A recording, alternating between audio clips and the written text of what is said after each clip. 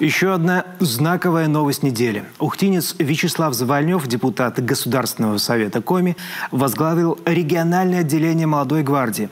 О том, что изменится в организации с его приходом, он рассказал моей коллеге Виктории Науменко. Здравствуйте, Вячеслав Игоревич. Скажите, пожалуйста, планируется ли какая-то трансформация организации? И если да, то как вы ее видите?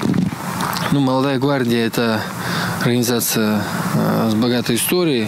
Только я был молодогвардейцем в 2017 году, значит, ей точно больше 15 лет.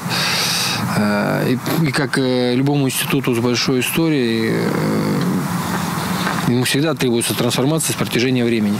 Сложно сказать, что нас ждет в республике, потому что, к сожалению, последние 2 года «Молодая гвардия» здесь была больше, наверное, как выполняла аналитическую функцию, а не работала с активом. Поэтому первые задачи у нас – это набор молодых, неравнодушных ребят, которые хотят менять свою жизнь вокруг себя к лучшему. То есть это собирать актив неравнодушных молодых ребят. Кто должен входить в «Молодую гвардию»? «Молодая гвардия» – это молодежная организация. Соответственно, мы будем рады видеть всех молодых ребят до 35 лет.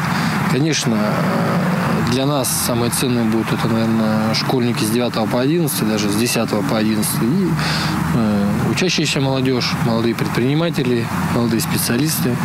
То есть все люди до 35 лет. Есть ли какие-то критерии отбора? Да, критерии отбора, конечно, таких строгих нет. Так самое главное – желание и неравнодушие.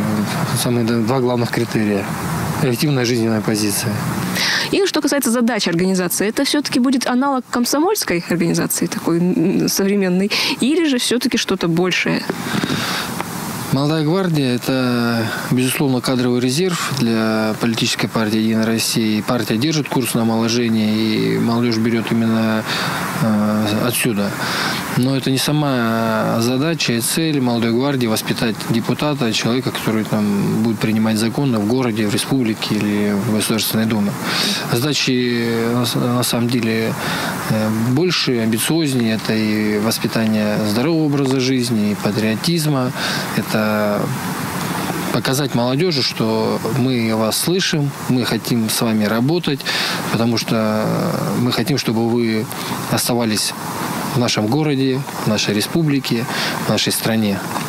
Поэтому мы хотим работать вместе с молодежью, потому что молодежь – это всегда новации, всегда развитие, всегда движение вперед.